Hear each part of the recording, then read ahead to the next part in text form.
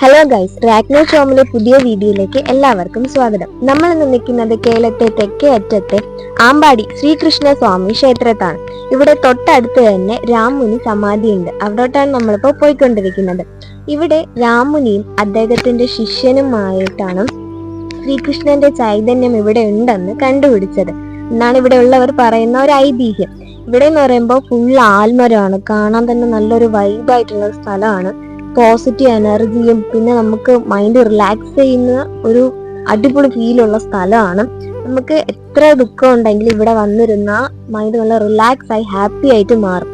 ഇവിടുത്തെ പ്രത്യേകത എന്ന് പറയുമ്പോൾ ശ്രീരാമുനി മഹർഷി 24-ാം തീയതി 7-ാം മാസം 1102 സമാധിയായത്. അതേപോലെ തന്നെ ആ മാസത്തിലും അതേ ഡേറ്റിലും 8 വർഷം കഴിഞ്ഞിട്ട് 1110 അദ്ദേഹത്തിന്റെ ശിഷ്യനായ കുമാരകൺസ്വാമി സമാധിയായി. അപ്പം ഇത് നിങ്ങൾക്ക് ഇവിടെ എഴുതി വെച്ചിട്ടുണ്ട്. നിങ്ങൾക്ക് ഇവിടെ വരുമ്പോൾ ഈ ഡീറ്റെയിൽസ് ഒക്കെ കാണാനായിട്ട് കഴിയുന്നതാണ്. ഇതൊക്കെയാണ് ഞാൻ ഇവിടെ വീഡിയോ ക്ലിപ്പിൽ ഇട്ടിരിക്കുന്നത്, വന്ന് വായിക്കാവുന്നതാണ്. ഇവിടെ ഈ ആൽമരത്തിന്റെ ഇതിന്റെ പിറകുവശമുണ്ട്. അതായത് ഇത് ഈ കാണുന്ന ഈ സ്ഥലത്തിന്റെ നോക്കിയേക്ക് ഇപ്പൊ വരും. ഇത് ഇതിനെ കാണുമ്പോൾ ഒരു ഡോറ് പോലെയാണ്. ഇതിന്റെ ഉള്ളിൽ ഇരുന്നിട്ടാണ് അദ്ദേഹം തപസ് ചെയ്തെന്നാണ് ഇവിടെ ഉള്ളവരൊക്കെ പറയുന്നത്. എന്റെ ഫസ്റ്റ് വ്ളോഗാണ്, മൊത്തം തെറ്റുന്നു. എന്തായാലും ഇത് ക്ഷമിച്ചേക്കണം. ഇത് കേക്ക് കേട്ടോ, നല്ല പൊളി സ്ഥലമാണ്. ഇവിടെ വന്ന് കാണേണ്ട ഒരു സ്ഥലം. ഇവിടെ കണ്ട ആ സൈഡും ഈ സൈഡും പിന്നെ ഇവിടെയാണെങ്കിൽ മൊത്തം 3 ഡോറ് പോലെയാണ് ആൽമരം ക്രിയേറ്റ് ചെയ്ത് വെച്ചിരിക്കുന്നത്. അതായത് ആൽമരം വളർന്നു നിൽക്കുന്നത്.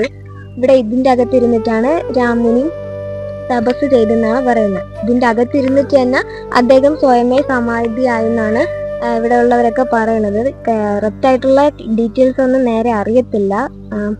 നമുക്ക് നോക്കാം.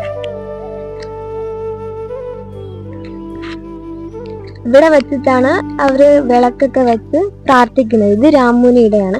ഇത് അദ്ദേഹത്തിന്റെ ശിഷ്യനായ ശ്രീ കുമാരകൺസ്വാമിയുടെ സമാധിയാണ്.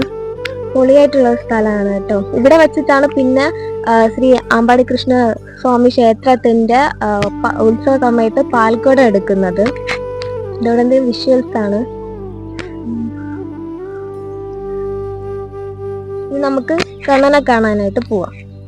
ഇവിടെ ക്ലോസ് ചെയ്തിട്ടിരിക്കുന്ന സമയത്താണ് ഞങ്ങൾ വീഡിയോ എടുത്തത്. അല്ലാത്ത സമയത്ത് വീഡിയോ ക്ലിപ്പ് എടുക്കാനൊന്നും പറ്റിയില്ല. ഇതാണ് ഇതിന്റെ എൻട്രൻസ്. ഇതാണ് കണ്ണന്റെ മെയിൻ ക്ഷേത്രം.